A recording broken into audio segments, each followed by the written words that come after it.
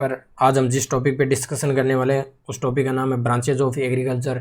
Last video में हमने जाना था कि मानव का विकास और एग्रीकल्चर किस तरह से आपस में इंटरकनेक्टेड है, और उसी के साथ हमने जाना था कि हिस्ट्री ऑफ एग्रीकल्चर क्या होती है और डोमेस्टिकेशन पे बात की थी। आज हम ब्रांचेज ऑफ एग्रीकल्चर पे बात करेंगे, जिसमें हम जानेंगे कि इसमें हमें हर ब्रांच में क्या क्या पढ़ना होता है और हर ब्रांच का क्या मतलब है, उसमें क्या क्या पढ़ना है, क्या क्या बातें अध्ययन की जाती है। इन सब बात टॉपिक पे अपन डिस्कशन करने वाले हैं आज। तो चलिए स्टार्ट करते हैं आज का टॉपिक, ब्रांचेज ऑफ एग्रीकल्चर। अपन इसकी शुरुआत करेंगे, एग्रीकल्चर टर्म को समझेंगे पहले, बाद में एग्रीकल्चर की डेफिनेशन पे बात करेंगे और उससे जानेंगे किस तरह से सारी ब्रांचेज निकली है। एग्रीकल्चर टर्म, ये जो एग्रीकल्चर टर्म है ये दो लैटिन वर्ड से आई हुई है, लैटिन वर्ड से आई हुई है, जिसमें एक वर्ड हो गई अगर और एग्री और दूसरा वर्ड हो गया कल्चरा। अगर और एग्री का मतलब होता है सोयल और कल्चरा का मतलब होता है कल्टीवेशन। इस तरह एग्रीकल्चर का क्या मतलब हो गया, cultivation of soil. Cultivation of soil क्या कहलाता है, एग्रीकल्चर कहलाता है। इसका मीन हो गया ये। अब अपन एग्रीकल्चर की डेफिनेशन की बात कर लेते हैं। Agriculture is an art and science in which we study all the human activities related to soil. अब अपन जानेंगे कि एग्रीकल्चर किस तरह से आर्ट एंड साइंस है। Art and science, art, art का मतलब क्या होता है, जहाँ ह्यूमन की क्रिएटिविटी या हैंडलिंग काम आती है उसको बोलते हैं आर्ट। और साइंस का मतलब होता है specific knowledge, specific knowledge. Science का मतलब होता है स्पेसिफिक नॉलेज। अब अपन इसको एक एग्जांपल से समझते हैं कि एग्रीकल्चर किस तरह से आर्ट और साइंस है। जैसे किसान एक वाइट है गेहूँ, उसकी वैरायटी को क्या करना है, उसकी वैरायटी को डेवलप करना है ज़्यादा यील्ड के लिए। तो किसान उस जो वैज्ञानिक है, वैज्ञानिक साइंटिस्ट, उसके लिए जो मेथड्स यूज़ करेगा वो क्या हो गया, स्पेसिफिक नॉलेज हो गया। प्रोडक्शन टेक्नोलॉजीज के, प्रोडक्शन टेक्नोलॉजीज के जो मेथड्स यूज करेगा वो क्या हो गया, स्पेसिफिक नॉलेज हो गया। प्रोडक्शन टेक्नोलॉजी के कौन कौन से मेथड्स हो सकते हैं, जैसे ब्रीडिंग के मेथड हो गए, अपन म्यूटेशन के मेथड यूज़ करते हैं यील्ड को बढ़ाने के लिए। अब ये जो वैरायटी है ये डेवलप हो गई। अब इसको अपन दो किसानों को दे देते हैं जो सेम जियोग्राफिक लोकेशन पे स्थित है। दो फार्मर्स जो सेम जियोग्राफिक लोकेशन पे स्थित है उनको दे देते हैं, तो उसमें से एक किसान की यील्ड ज़्यादा आती है और एक की यील्ड आती है कम। ऐसा क्यों हुआ, ऐसा इस कारण हुआ कि उनका जो हैंडल करने का तरीका था उस वैरायटी को, किस तरह से उन्होंने हैंडल किया, जैसे किस तरह से उन्होंने उसको इरिगेशन दिया, किस तरह से उन्होंने उसका फर्टिलाइज़र मैनेजमेंट किया, किस तरह से उन्होंने लैंड का प्रिपरेशन किया, किस तरह से उन्होंने उसका डिजीज़ मैनेजमेंट किया, ऐसा इस वजह से हुआ। तो इस तरह से यहाँ पे क्या यूज़ हो गया, उनका हैंडलिंग यूज़ हो गई, उनकी क्रिएटिविटी यूज़ हो गई उन किसानों की। तो इस तरह से एग्रीकल्चर क्या हो गई, एक आर्ट और साइंस। इसको अपने एग्जाम्पल से समझ लिए। अब देखते हैं इसमें कौन कौन सी ह्यूमन एक्टिविटीज़ होती हैं। ह्यूमन एक्टिविटीज़ जैसे क्रॉप का क्या करना हो गया, प्रोडक्शन। लाइव स्टॉक की क्या करना हो गया, rearing, live stock rearing. Fisheries, ऐसे बहुत सारी एक्टिविटीज़ ह्यूमन के द्वारा की जाती है जो सोइल में मानव के द्वारा की जाती है एग्रीकल्चर से रिलेटेड। तो अपन जब इन्हीं एक्टिविटीज़ को क्लासिफाइड कर देते हैं ताकि अपने को स्टडी में आसानी हो, तो अपन एक जो क्रॉप प्रोडक्शन है उसको स्टडी करते हैं एग्रोनॉमी के अंतर्गत। जैसे लाइव स्टॉक रियरिंग है उसकी स्टडी करते हैं अपन एनिमल हस्बेंड्री में, एनिमल हस्बेंड्री में। एनिमल हस्बेंड्री में लाइव स्टॉक रियरिंग के अध्ययन की जाती है। और जिस सॉइल में इस क्रॉप का प्रोडक्शन हो रहा है, क्रॉप का प्रोडक्शन हो रहा है, उस सॉइल में अपन क्या करते हैं, उसकी स्टडी करते हैं सॉइल साइंस के अंतर्गत। इस तरह से ब्रांचेस निकलती है इसके, जब अपन इसको क्लासिफाइड कर देते हैं ताकि स्टडी में क्या हो, आसानी हो। अब नेक्स्ट स्लाइड पे चलते हैं। एग्रोनॉमी, पहले इस एग्रोनॉमी टर्म को समझिए आप। एग्रोनॉमी, ये एग्रोनॉमी टर्म ग्रीक वर्ड से आई है, दो ग्रीक वर्ड है उनसे आई है। जैसे एग्रो हो गया, एक वर्ड हो गया, एक हो गया नोमस। एग्रो का मतलब होता है फील्ड और नोमस का मतलब होता है टू मैनेज। अब इस फील्ड को क्या करना हो गया, मैनेज करना हो गया। फील्ड को मैनेज अपन किस तरह से कर सकते हैं, जैसे लैंड का प्रिपरेशन, लैंड प्रिपरेशन हो गया, किस तरह से उसमें अपन इरिगेशन दे रहे हैं, किस तरह से उसमें अपन फर्टिलाइज़र दे रहे हैं, ये लैंड प्रिपरेशन हो गया। ये हो गया अपने फील्ड का मैनेजमेंट। फील्ड मैनेजमेंट किस तरह से करते हैं, लैंड प्रिपरेशन, इरिगेशन और फर्टिलाइज़र के द्वारा। अब इसकी डेफिनेशन की बात करते हैं एग्रोनॉमी की। Agronomy is defined as an agriculture science deals with principles and practices of crop production. इस प्रिंसिपल और प्रैक्टिसेस का मेन मकसद क्या है, फेवरेबल इन्वायरमेंट प्रोवाइड करना, क्रॉप के प्रोडक्शन के लिए क्या करना, फेवरेबल इन्वायरमेंट प्रोवाइड करना। अपन फेवरेबल इन्वायरमेंट किस तरह से प्रोवाइड कर सकते हैं, लैंड के प्रिपरेशन के द्वारा, इरिगेशन के द्वारा और फर्टिलाइज़र के द्वारा। इस तरह से अपन एग्रीकल्चर, जो एग्रोनॉमी ब्रांच है एग्रीकल्चर की, उसमें अपन किस तरह से लैंड का प्रिपरेशन करना है, कौन कौन से इरिगेशन किस तरह से करना है, इरिगेशन कितना चाहिए, ये सब बातें, और किस तरह से कितना फर्टिलाइज़र चाहिए, ये सब बातें एग्रोनॉमी की जो ब्रांच है उसके अंदर स्टडी की जाती है। अब नेक्स्ट स्लाइड पे चलते हैं। Plant breeding. Plant breeding is the art and science of changing the traits of plants in order to produce desired characteristics और ट्रेड्स। डिजायर्ड कैरेक्टरिस्टिक्स और ट्रेड्स को पैदा करने की आर्ट और साइंस है। किस प्लांट ब्रीडिंग समझिए आप किस तरह से आर्ट है। आर्ट का मतलब हो गया जहाँ ह्यूमन की क्रिएटिविटी, हैंडलिंग, इमेजिनेशन यूज़ होता है, उसको बोलते हैं आर्ट। जब पुराना समय था, जब ब्रीडिंग के जो मेथड्स हैं, मेथड्स जैसे हो गया ब्रीडिंग, म्यूटेशन मेथड्स, जो वैरायटी को डेवलप करने के लिए यूज़ किए जाते हैं, वैरायटी को डेवलप करने के लिए यूज़ किए जाते हैं, वो उस समय नहीं डेवलप हो रखे थे। तो उस समय क्या करता था, जो मानव था वो क्या करता था, वैरायटी को क्या करता था, सेलेक्ट करता था कि कौन सी वैरायटी अच्छी है ओल्ड टाइम में।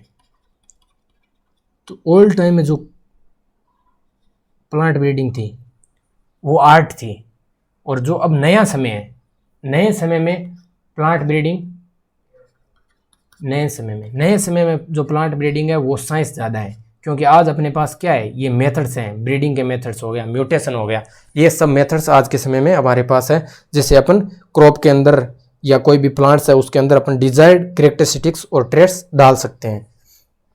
अब अपन जेनेटिक्स पे बात करते हैं। Genetics is the branch of science in which we deals with the principles of heredity and variations.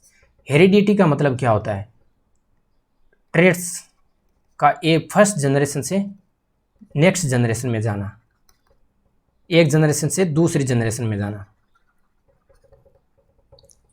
इसको बोल देते हैं हेरिडिटी। और वेरिएशन का मतलब क्या होता है, वेरिएशन का मतलब होता है उनके बीच पाई जाने वाली भिन्नता।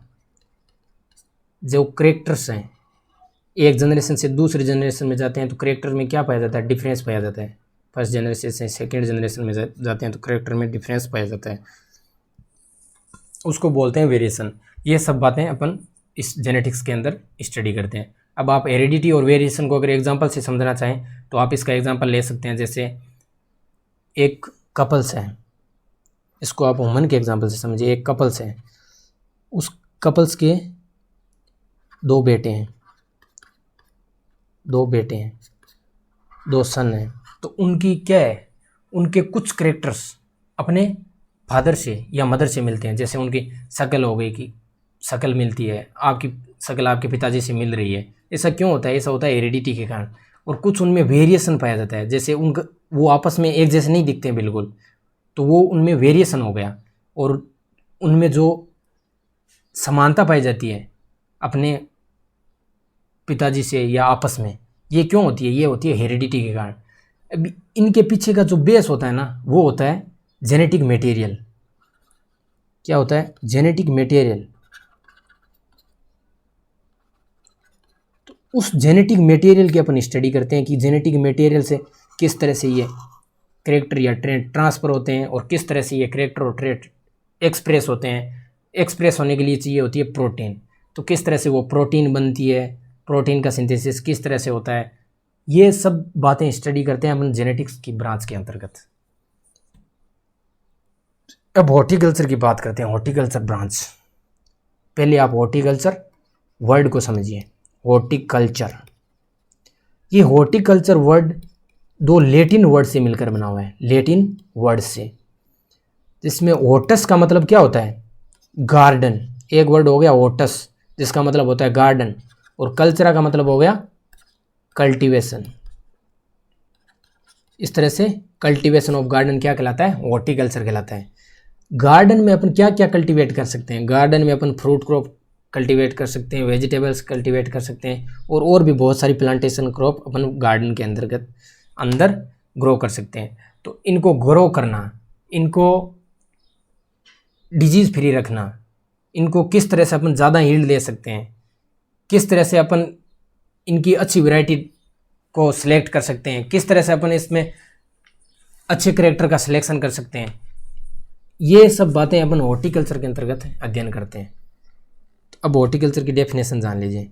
Horticulture may be defined as the art and science of growing fruits, vegetables and crop like spices, condiments and other plantation crops. Condiments और अदर प्लांटेशन क्रॉप, इनका किस तरह से ग्रो करना है, किस तरह से इनको डिजीज़ फ्री रखना है, इनकी डिजीज़ की स्टडी की जाती है। हॉर्टिकल्चर में कौन कौन सी फ्रूट से रिलेटेड डिजीज़ है, किस तरह से उनका मैनेजमेंट करना है, किस तरह से अपन फ्रूट की यील्ड बढ़ा सकते हैं, कौन सी वैरायटी किस प्लेस के लिए बेटर है, ये सब बातें हॉर्टिकल्चर की ब्रांच के अंतर्गत स्टडी की जाती हैं। अब बात करते हैं प्लांट फिजियोलॉजी की। Plant physiology is the study of vital and functional activities of plants. Functional activities, कौन कौन सी एक्टिविटीज़ होती है फंक्शनल प्लांट के अंदर, जैसे हो गया फोटोसिंथेसिस,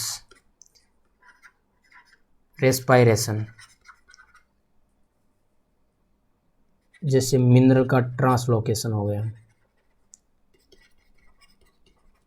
वाटर का ट्रांसलोकेशन हो गया, ये सब फंक्शनल एक्टिविटीज़। और भी बहुत सारी फंक्शनल एक्टिविटीज़ हो सकती है प्लांट के अंदर, तो उन फंक्शनल एक्टिविटीज़ का स्टडी प्लांट फिजियोलॉजी ब्रांच के अंतर्गत किया जाता है। अब फॉरेस्ट्री की बात कर लेते हैं। Forestry is the science of planting, managing and caring for forest. Forest क्या होता है ये समझिए आप। Forest is the large scale area covered with trees. Large scale area जो पेड़ों के साथ क्या है, कवर्ड है, उसको बोलते हैं फॉरेस्ट। ये देखिए, ये जो लार्ज स्केल एरिया फॉरेस्ट क्या होते हैं, डेंस होते हैं, डेंस प्लांटिंग होती है उनके अंदर, डेंस प्लांटिंग होती है। ये लार्ज स्केल एरिया फॉरेस्ट के साथ कवर रहता है। जैसे ये प्लांट्स हो गए, बहुत सारे डेंस प्लांट्स हैं, उनके अंदर नीचे पूरी सनलाइट भी नीचे नहीं पहुंच पा रही, इतने डेंस प्लांट होते हैं फॉरेस्ट के अंदर। और इन फॉरेस्ट का अपन किस तरह से इनकी प्लांटिंग करनी है, मैनेजिंग करना है, मैनेजमेंट किस तरह से करना है, किस तरह से अपन फॉरेस्ट को अच्छे से मैनेज कर सकते हैं ताकि वो इस अर्थ पे बने रहें, और उनकी किस तरह से अपने को केयरिंग करनी है, ये सब बातें अध्ययन की जाती है फॉरेस्ट्री की ब्रांच के अंतर्गत। अब एग्रीकल्चर इंजीनियरिंग की बात कर लेते हैं। पहले आप इंजीनियरिंग वर्ड को समझिए। ये जो इंजीनियरिंग वर्ड है, इस वर्ड का मतलब होता है साइंटिफिक प्रिंसिपल्स। क्या होता है, scientific principles to build and design machineries. क्या करना, इंजीनियरिंग का मतलब क्या होता है, इंजीनियरिंग का मतलब होता है scientific principles to build and design machineries.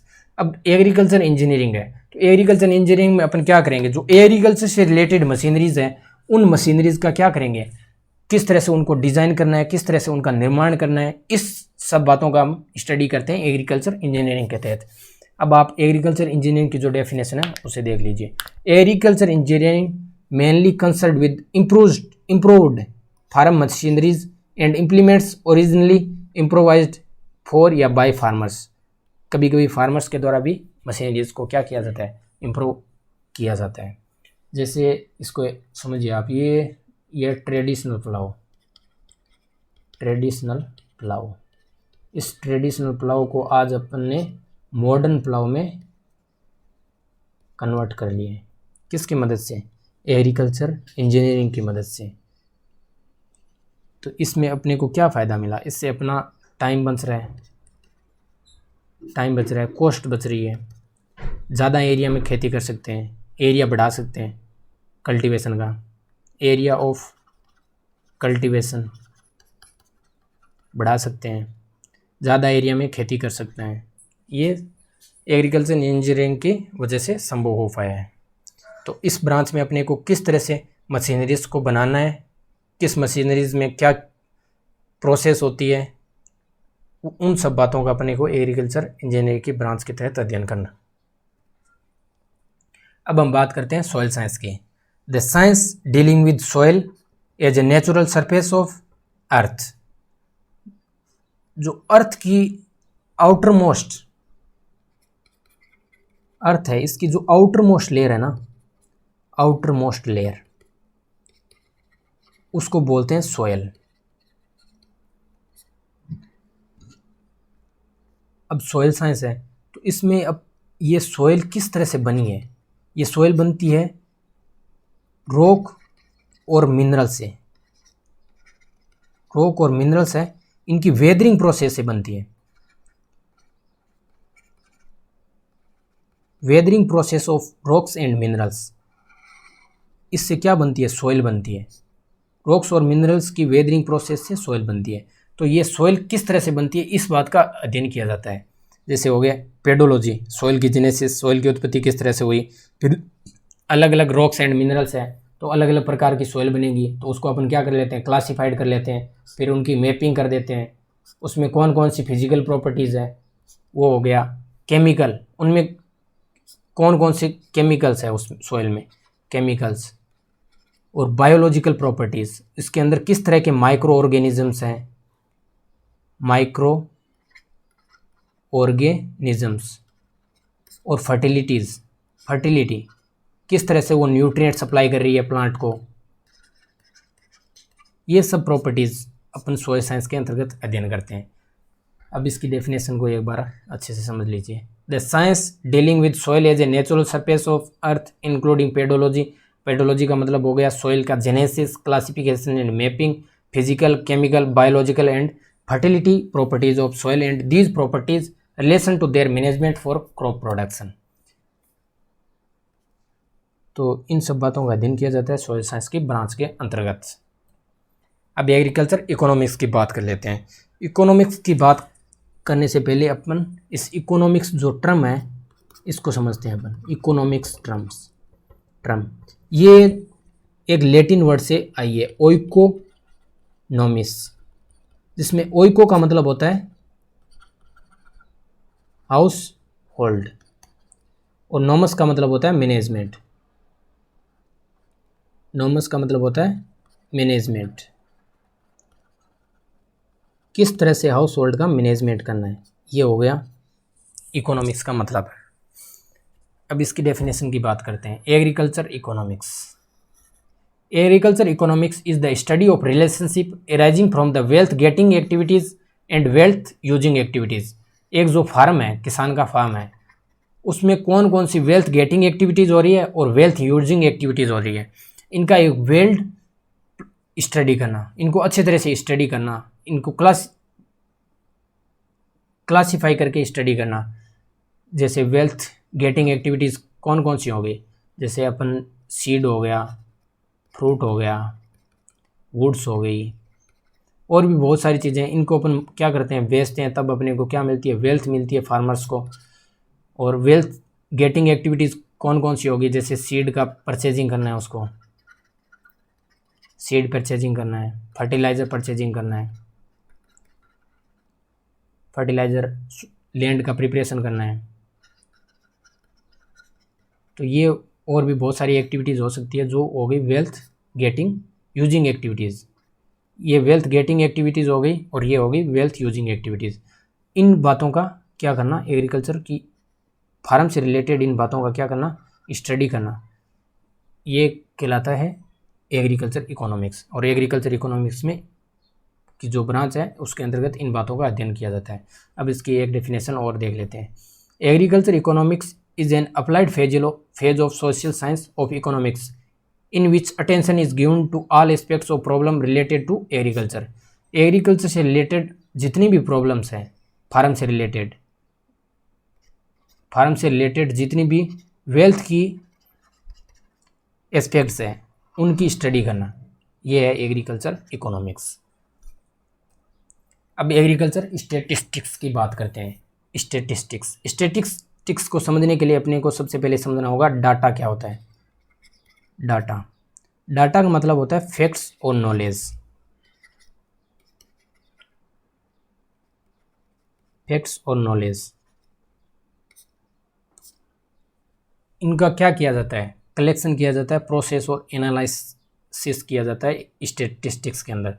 अब एग्रीकल्चर स्टैटिस्टिक्स है तो उसमें अपन एग्रीकल्चर से रिलेटेड डाटा को कलेक्ट करते हैं, प्रोसेस करते हैं और एनालिसिस करते हैं ताकि उनका अपन प्रोडक्शन प्लान्स को फुलफिलमेंट करने के लिए यूज कर सकें। इसको आप एग्जांपल की मदद से समझ सकते हो। एक जैसे अपने को वेदर फोरकास्टिंग करनी है, वेदर फोरकास्टिंग के लिए जैसे टेम्परेचर हो गया,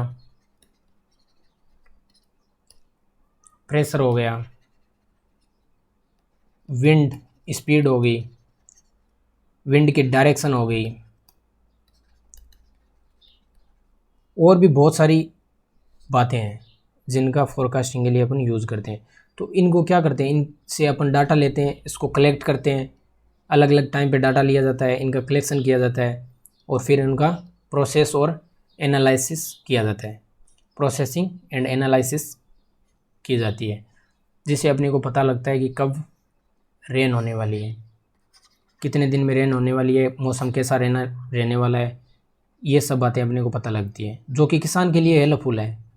किसान के लिए किस तरह से हेल्पफुल है, किसान के लिए हेल्पफुल है अगर रेन 1-2 दिन में होने वाली है तो वो इरिगेशन से बच सकता है, इरिगेशन उसको देने की ज़रूरत नहीं है।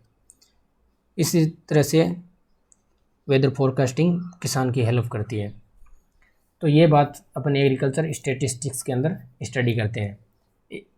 अब इसकी डेफिनेशन को जान लीजिए। Agriculture statistics are the collection, processing and analysis of statistical data that characterize the current status and development of agriculture and the fulfillment of production plans। Production plans को फुलफिलमेंट करने के लिए एग्रीकल्चर स्टैटिस्टिक्स का use किया जाता है। Data को collect करते हैं और उसको एनालिसिस करके रिजल्ट निकलते हैं, उन रिजल्ट्स का यूज़ किया जाता है डेवलपमेंट ऑफ एग्रीकल्चर के लिए। ये एग्रीकल्चर स्टैटिस्टिक्स की ब्रांच में अध्ययन किया जाता है। अब बात करते हैं एनिमल हस्बेंड्री की। The branch of agriculture science that deal with feeding, caring and breeding of domestic animal is called animal husbandry. Domestic animals कौन कौन से होते हैं, जैसे हो गया गोट, काऊ, बफेलो, शिप, ऐसे बहुत सारे डोमेस्टिक एनिमल्स हो सकते हैं।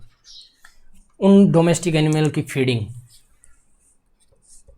उनको कितना फूड देना है, कौन सा फूड सप्लीमेंट देना है, अगर उसके अंदर किसी तरह की न्यूट्रिएंट की कमी हो रही है, कितनी क्वांटिटी में देना है। जैसे लैक्टेशन में अभी तो लैक्टेशन में उसको कितनी क्वांटिटी में देना है। ड्राई पीरियड चल रहा है तो ड्राई पीरियड के दौरान उसको कितनी क्वांटिटी में देना है। अगर उसको कोई डिजीज़ हो रखी है उस टाइम उसको कौन सा फूड सप्लीमेंट या फूड देना है। तो ये एनिमल हस्बेंड्री में अध्ययन किया जाता है। अब केयरिंग हो गया, केयरिंग तो केयरिंग किस तरह से कर सकते हैं अपन, उनका डिजीज़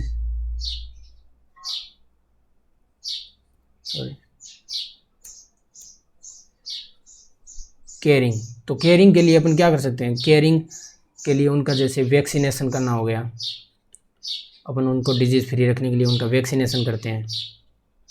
वैक्सीनेशन कितने टाइम पे करना है, क्या टाइम ड्यूरेशन होना चाहिए, कब वैक्सीन देनी है। इसी तरह से बहुत सारी बातें हैं जो एनिमल हस्बेंड्री में अध्ययन की जाती है। अब ब्रीडिंग हो गया, ब्रीडिंग अच्छी ब्रीड पैदा करनी है अपने को जिसकी क्या हो, यील्ड ज़्यादा हो, हाई यील्ड हो, मिल्क को लेके, मीट को लेके उसकी क्या हो, यील्ड ज़्यादा हो। तो उसके लिए अपन क्या करते हैं, उनका क्रॉस करवाते हैं और जो अच्छी ब्रीड है उसका क्या करते हैं, सिलेक्शन करते हैं। तो ये अध्ययन किया जाता है एनिमल हस्बेंड्री के अंतर्गत। अब नेक्स्ट स्लाइड पे चलते हैं, एक्सटेंशन एजुकेशन। एक्सटेंशन एजुकेशन को समझने के लिए आपको एक्सटेंशन एजुकेशन जो टर्म है इसको समझना होगा पहले। एक्सटेंशन एक्सटेंशन एक्सटेंशन टर्म में एक्स का मतलब होता है आउट और टेंशियो का मतलब होता है stretching.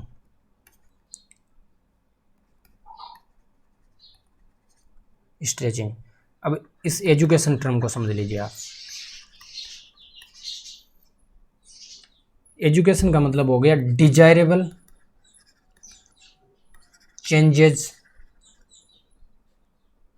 In human behaviour. Human के बिहेवियर के अंदर क्या करना, डिजायरेबल चेंजेस लाना। ये अपन किस तरह से कर सकते हैं, नॉलेज के थ्रू उसको नॉलेज दे सकते हैं, उसको कॉन्सेप्ट दे सकते हैं, प्रिंसिपल्स एंड प्रोसीजर्स, ये सब बातें अपन कर सकते हैं उसके बिहेवियर में चेंजेस लाने के लिए एजुकेशन के थ्रू। और जब यही education out of school, school से बाहर दी जाती है तो उसको क्या बोलते हैं, एक्सटेंशन एजुकेशन बोलते हैं। आउट ऑफ स्कूल्स एजुकेशन दी जाती है तो उसको बोलते हैं एक्सटेंशन एजुकेशन। अब इसकी डेफिनेशन की बात करते हैं अपन। Extension education is an applied social science consisting of relevant content derived from physical, biological and social sciences।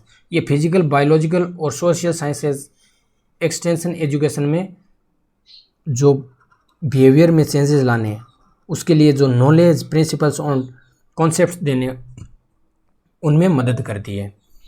And in its own process synthesized into a body of knowledge, concepts, principles and procedures oriented to provide non-credit out of school education largely for adults। ये definition Paul ligands ने दी थी 1971 के दौरान।